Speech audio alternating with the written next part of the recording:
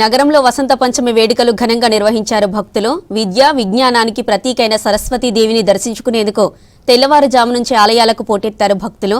నగరంలోని ప్రముఖ దేవాలయాలతో పాటు కాలనీలోని గుళ్లలోనూ ప్రత్యేక పూజలు, అక్షరాభ్యాసం చేశారు భక్తులు.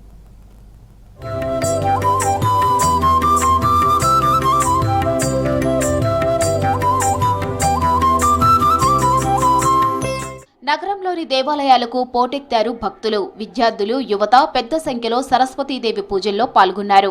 పుస్తకాలు, పెన్నులు, సంగీత వాయిద్యాలను అమ్మవారి ముందు ఉంచి ఆశీర్వాదాలు తీసుకున్నారు. విద్యాబుద్ధులు ప్రసాదించాలంటూ అమ్మవారిని కోరుకున్నారు.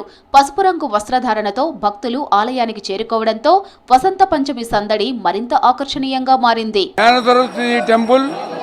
2013 ఫిబ్రవరి 13వ తారీఖున ముందరనామ సంవత్సర మాఘశుద్ధ తృతీయ నాడు ప్రతిష్టాపన జరిగింది. హైదరాబాద్, సికింద్రాబాద్లో ఇంత పెద్ద ఆలయం ఎక్కడా లేదు. తర్వాత అందరికీ అందుబాటులో ఉండాలని ఇంత పెద్ద విగ్రహాన్ని ఇక్కడ ప్రతిష్ఠించడం జరిగింది. ఈ 3 విగ్రహాలు కూడా మేము మహాబలిపురంలో చేయించి తీసుకొచ్చాం. ఆ తర్వాత ఈ విగ్రహం ఒక 5 ఫీట్ల 9 ఇంచులు ఉంటుంది. మీరందరికీ కూడా ఎక్కడ నిలబడ్డా ఈ ఆలయంలో అమ్మవారి దర్శనం జరుగుతుంది. అమ్మవారి యొక్క మూర్తిని చూస్తే ఎంతో చక్కగా మనకి చూడడానికి కనులారా కూడా చాలా అద్భుతంగా ఉంటారు అమ్మవారు.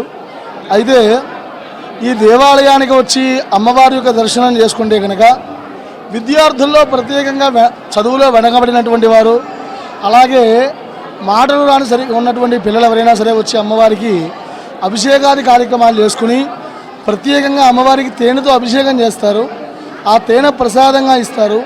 దాన్ని రోజు కూడా తీసుకోవడం వలన ఉన్నటువంటి బుద్ధి చాంచల్య సమస్యలు, అలాగే దానితో పాటుగా మాటలు రానిటువంటి విద్యార్థులకి చక్కగా అనర్గళంగా మాట్లాడతారు. వసంత పంచమి సందర్భంగా సిటీలోని దేవాలయాల్లో ప్రత్యేక పూజలు చేశారు భక్తులు. ముషీరాబాద్, కొత్తపేట సరస్వతి దేవాలయాల్లో ప్రత్యేక అలంకరణలు చేశారు నిర్వాహకులు. పంచామృత అభిషేకాలు, ప్రత్యేక హోమాలు, వేద పారాయణాలతో ఆలయ ప్రాంగణాల్లో ఆధ్యాత్మిక శోభ సంతరించుకుంది. 13వ బ్రహ్మోత్సవాలు ఇక్కడ నిర్వహించడం జరుగుతుంది. అలాగే ఈ బ్రహ్మోత్సవాలలో భాగంగా నిత్యము అభిషేకాలు, అమ్మవారికి అయ్యవారికి అభిషేకాలు, అర్చనలు విశేషంగా నిర్వహించడం జరుగుతున్నది. అలాగే ప్రతిరోజు సాంస్కృతిక కార్యక్రమాలు సాయంత్రం పూట నిర్వహించడం జరుగుతుంది.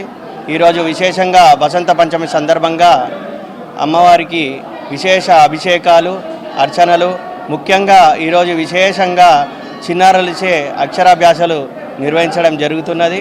13వ బ్రహ్మోత్సవాలు అత్యంత వైభవపేతంగా ఇక్కడ నిర్వహించుకోవడం జరుగుతుంది.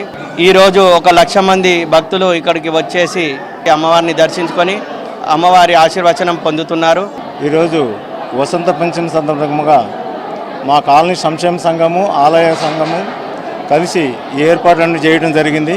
ఈరోజు చిన్నారులకి ఎంతో అక్షరాభ్యాసాలు విరివిగా జరుగుతున్నాయి. ఈ చుట్టుపక్కల ప్రాంతాల వాళ్ళు అన్ని జిల్లాల నుంచి కూడా వస్తున్నారు. అమ్మవారు మహత్యము గల అమ్మవారుగా ప్రసిద్ధిగాంచింది. ఇక్కడ ఎవరైనా అక్షరాభ్యాసం చేపించుకుని వారి పిల్లలు బాగా దినదినాభివృద్ధి చెందుతూ చదువులో రాణిస్తున్నారనేది ఒక నమ్మకం కలిగింది ప్రజలందరికీ. కాబట్టి ఈ టీవీ చూసిన వాళ్ళు, ఇది వీక్షించిన వాళ్ళందరూ కూడా అమ్మవారి కృపకు పాత్రలు కావాల్సిందిగా మీ పిల్లలు కూడా ఇక్కడ అక్షరాభ్యాసాలు చేయించుకోవాల్సిందిగా మనవి చేస్తున్నాము. భక్తుల కోసం ప్రత్యేక ఏర్పాట్లు చేపట్టారు ఆలయ నిర్వాహకులు. అన్ని సరస్వతి ఆలయాల్లో సామూహిక అక్షరాభ్యాసం చేశారు భక్తులు. నేను అక్కడ హైదరాబాద్ లోకల్లో ఉంటాను. ఈ గుడి గురించి తెలిసి ఇక్కడికి వచ్చానండి. అంటే నేను మా కొలీగ్స్ ద్వారా నేను తెలుసుకున్నాను. సో మొన్న వచ్చి టోకెన్ తీసుకొని ఇవాళ వచ్చి చేయించుకున్నాము అక్షరాభ్యాసం. మా బాబుకి బాగా అనిపించింది. బాగా సరస్వతి అమ్మవారు మరో 2వ బాసరగా ప్రసిద్ధిగాంచింది. ఇక్కడ వసంత పంచమి నాడు భక్తులందరూ భక్తి శ్రద్ధలతోటి చిన్నారులకు అక్షరాభ్యాసం చేయిస్తారు. ఇది చాలా మహిమాన్వితమైన దేవాలయంగా ప్రసిద్ధికి వచ్చింది. మేము నల్గొండ నుంచి వచ్చి ఉన్నాము ఇక్కడికి. బాసరలోకి వెళ్ళలేక ఇక్కడ అద్భుతంగా చేశారని తెలిసి మా బాబుతో చేయించుకోవాలనుకున్నాము. మేము యుఎస్ఏ నుంచి వచ్చాము. మేము ఇక్కడ ఎల్బీ నగర్లో ఉంటాము. సో మా సన్ది అక్షరాభ్యాసం ఈరోజు జరిగింది. చాలా బాగా చేశారు. చాలా ఆనందంగా ఉంది. సో అందరూ వచ్చి దర్శించుకోవచ్చు. ఇక్కడ మా మనవరాలు పర్ణికారెడ్డి, మేము రెగ్యులర్గా అప్పుడప్పుడు వస్తుంటాం ఈ గుడికి. కాబట్టి పూజ చేయించాం. ఈరోజు వసంత పంచమి కాబట్టి పూజ చేయించాం. విద్యా సంస్కృతి సంప్రదాయాలకు ప్రతీకగా నిలిచే ఈ పండుగను భక్తులు భక్తి శ్రద్ధలతో నిర్వహించారు. సిటీలోని స్కూళ్లలో కూడా వసంత పంచమి వేడుకలు ఘనంగా జరిగాయి.